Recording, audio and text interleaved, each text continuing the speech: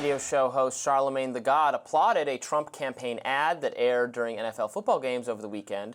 That ad highlighted Vice President Kamala Harris's previous support for taxpayer-funded surgeries for transgender inmates. For context, in 2019, Harris explained her support, saying, quote, "It is important that transgender individuals who rely on the state for care receive the treatment they need, which includes access to treatment associated with gender transition." Here's Charlamagne's reaction to that ad. Let's watch. That ad they was running during the football games this weekend, claiming the vice president supports funding gender transition surgeries for all prison inmates and migrants in the U.S.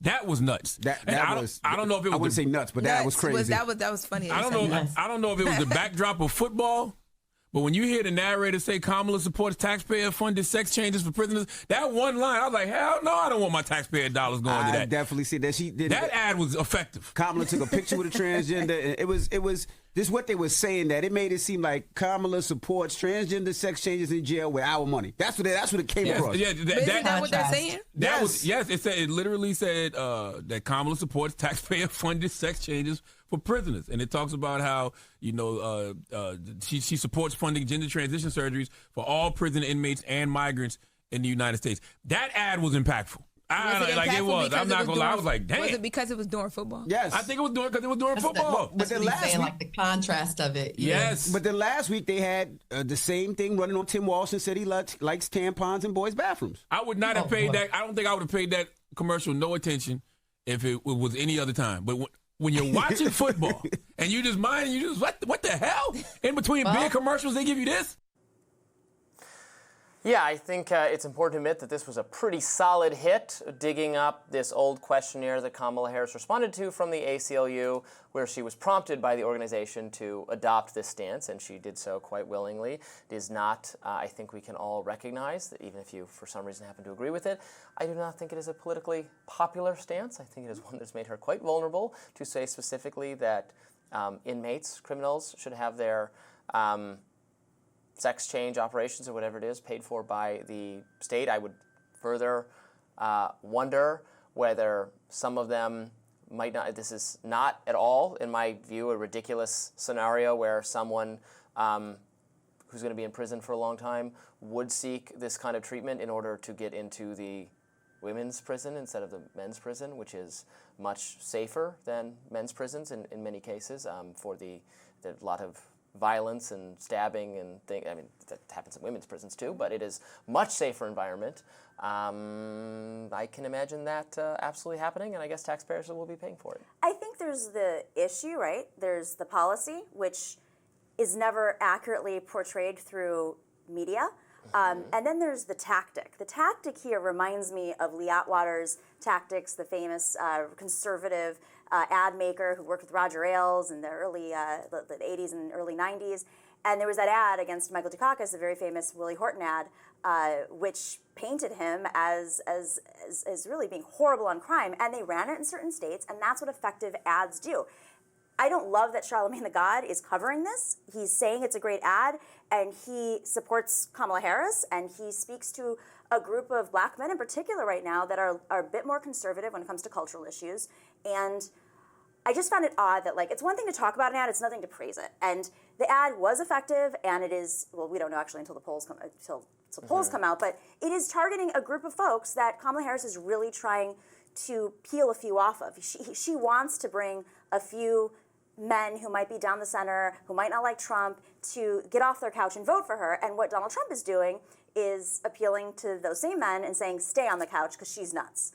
That's the game they're playing right now. They're each trying to get a percentage here of men down the center who are undecided, and he doesn't want to win Kamala voters over. He's just trying to get potential Kamala voters to stay home because he has a cap. He has a cap of MAGA supporters, people who are financially interested in Donald Trump, and he's losing these never-Trumpers, and she is trying to gain a few of the never-Trumpers because it's about her getting to a certain point in the polls in each of these swing states that she can overcome him. And it's an effective ad, and as was the other one against Tim Walz was an effective ad. We got to get better at that. It can't just be about abortion, which is very important and will definitely motivate people to go to the polls. It has to be about countering these narratives, which they're skewering all of her politics. That's what you do in politics, right? People have voting records. Sometimes you sign pledges. Sometimes, the ads won't get into specifics. It's a much more complicated issue. But that's what good political ad makers do, is they sit there and they take maybe an ounce of an opinion you had and turn it into an ad targeting you in those weak areas.